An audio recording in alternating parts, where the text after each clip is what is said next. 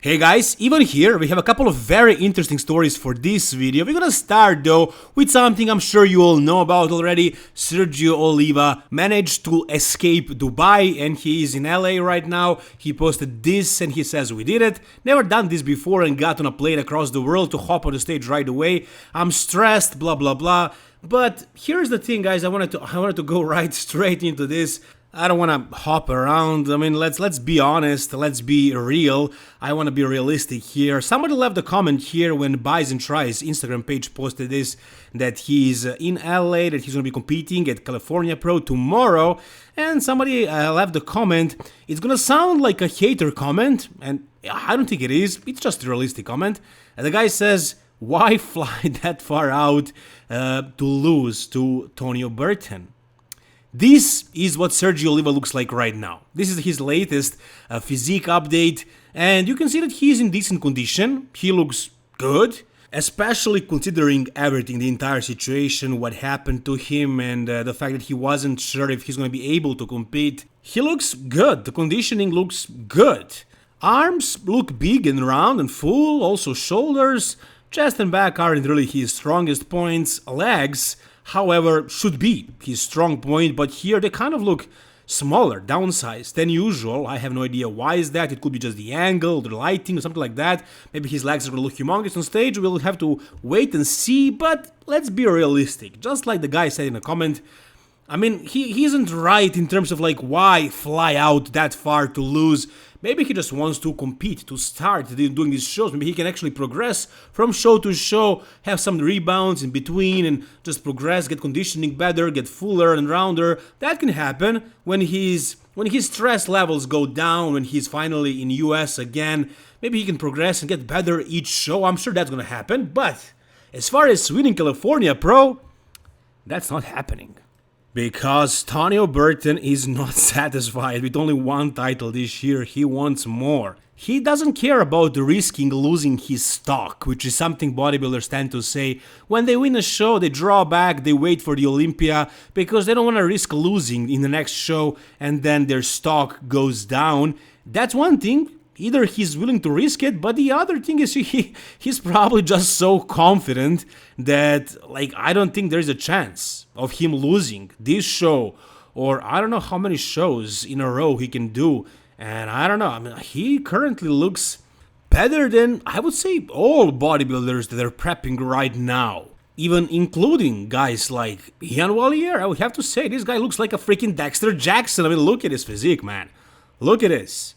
Like, he is right out of the oven. I used to mention that phrase many times when I was talking about the beef stew, for example, who is not out of the oven. And he's also doing this show, I believe. But Tonio Burton is right, just spot on, right? I mean, he's conditioned, he's super full, he's super hard. I think his physique just clicked this year. It is perfect. It's right out of the oven, fresh.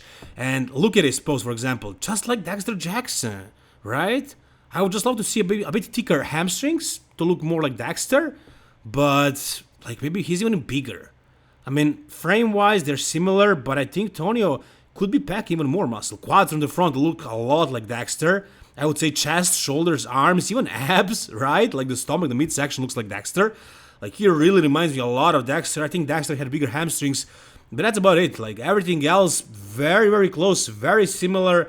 But I would say Tonio has a little bit more of that pop, of that roundness, that 3D effect. I mean, Dexter was really 3D, but he probably wasn't as bubbly. I mean, he was bubbly, for sure. He was bubbly and round, but I think Tonio just is a little bit more round. Or, let's say fuller. Let's put it that way. He's a little bit fuller. So, I don't see anybody really beating this guy in the upcoming shows. I can see him winning as many pro shows in this summer, actually spring season, as he likes to, really. I mean, as long as his body is listening to him, and I don't see this guy's body disobeying him anytime soon, so I think he's gonna take away a couple of spots, a couple of Olympia qualifications and make that Olympia lineup a little bit less deep, but hey, it is what it is. There is absolutely nothing wrong with that. I mean, the guy wants the accolades, he wants the money from winning these shows, he wants those titles under his belt, and if you are good enough, you need to beat the guy who keeps competing show after show and keeps winning. Like, if you're good enough, you're gonna win and you're gonna qualify, and that's it, basically. I don't know how many more shows he plans on doing. Maybe California is gonna be it. If you guys know, let me know down below. But again, if he wants to, he can win like 3, 4 more shows this year. There is a bunch of them happening in the next month or two, so I don't know. This guy looks so freaking impressive right now. I think he looks even better now for California than he did for the New York. But we'll see. Anyway, Sergio Oliva has no chance against him. And I don't think Muhammad Shabaan does either. Like, he looks his usual self. He tends to look a little bit more impressive in the gym because he has crazy vascularity through the shoulders and chest and legs, and he has massive legs, but on the stage he doesn't have the deepest cuts, the deepest striations. Vascularity doesn't really help on stage. He can be a top 3 guy. Can he beat Tonio Burton? Absolutely not a chance, if you ask me. Before we take a look at the next bodybuilder that actually might have a chance against Tonio Burton, I want to ask you guys to take a look at the Blast Max, the pre-workout by the Old School Labs, a new formula, actually stronger formula than a Vintage Blast. So Vintage Blast Max is stronger, it has more ingredients. You can see the ingredient list, but as you guys may know, these companies have the right to keep some ingredients away from the public because they don't want other companies to copy their product, their formulas. And I don't know what is it about Blast Max, but man, when I take this stuff, it takes me to a certain place. Like, after my show, I decided to take it easy with the supplements, with the stimulants, to go off of them for a while. But you know, I ordered some Blast Max. I had 1 scoop after like 2 weeks post-show, and I'm hooked. I'm addicted again. Like, I have to take it almost every workout I do because it's so good, man. It's so crazy. And this is my favorite flavor, mango. So guys, if you want to try it, there is the link down below in the comment section. If you use the code EVAN, you get a 15% discount and you help me out plenty. Like, if you want to support me and you want me to keep making all this awesome content for you guys, this is how you can show some appreciation, just by trying any of the Old School Lab supplements. But I suggest to you Blast Max. Once again, use code EVAN so you get 15% discount and I get something from it when you use my code. Thank you guys. Now let's go with the next bodybuilder that seems to be show ready, really, and that could potentially beat Tonio Burton. I have no idea what this guy is prepping for. Somebody in the comment section mentioned in my previous video that he's doing some show in Spain. I don't know where they got that from. I haven't really seen anything from Krizo. If you guys know what his plans are, let us know down below in the comment section, but I don't think he announced anything. However, he is diced. He is ready for the stage, basically. He could compete like this and win some major pro shows for sure.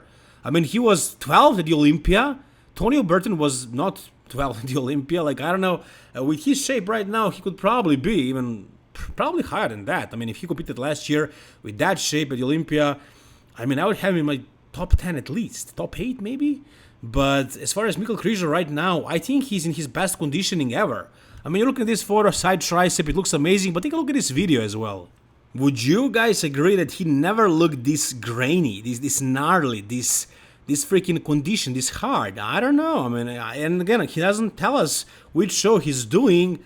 And if this video is from today, I'm guessing he's not going to be doing California Pro, and he's going to be doing some other show later, so he's going to be even more shredded. Like, what? Fuller, bigger, better? I don't see how this guy can get any fuller or more crispy or harder. Like, he looks so ready, really. And the thing is, the scary thing is, he probably can get even better.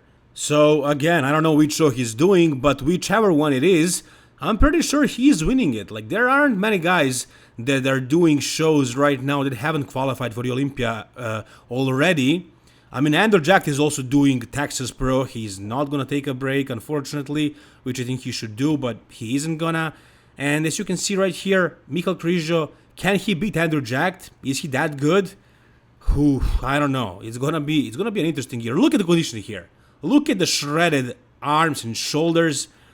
Wow. I don't think Krizo was ever this peeled. And I'm not even saying that his conditioning was a problem. Last year at the Olympia, he was very much conditioned. I would say his posing was also pretty good. What I didn't like about his physique was his color. Like, he was way too pale. So I hope he can fix that. I don't know if it's just a tanning issue, like putting the Pro Tan on. Maybe he needs to do some sun tanning, some, get some natural tan on. Take something to improve that tan, like melanotan or something like that. And then put Pro Tan on and all the coloring, whatever. Because his skin is so pale, he probably can't really get dark enough for the shows. And that really took away from his look at the Olympia. So if he can fix that, as you can see, he's completely diced. Conditioning is perfect. Like he looks like he's made of plastic. I mean, he's so detailed, he's so dry, he's so hard, and his posing. I don't know how it is now. Is it even better? But it was good. It was decent. I would say his back and his glutes were also pretty okay compared to the other guys on the Olympia stage. Like it wasn't really that big of a weakness like we thought it would be. So this guy also has a really good potential of being one of the top guys to Olympia. I can even see him placing as high as like top 6, if everything clicks super well for him. What do you guys think? Let me know down below in the comment section. Alright, and lastly, we got an update of Nick Walker. Now, I've been criticizing this guy lately quite a bit. I was talking about his midsection, his stomach protruding. I thought he was losing it. I thought he was losing his waistline. But this post kind of made me get my hope back for Nick and his stomach. And I gotta say, he's actually okay. He seems like he's in control of it. I don't know what the hell he did before the guest posing, because his stomach was definitely not in control in that guest posing. Like, that wasn't a good guest posing for him. That look wasn't very good. Like, his stomach was humongous. So I'm guessing he probably ate a lot of food before it.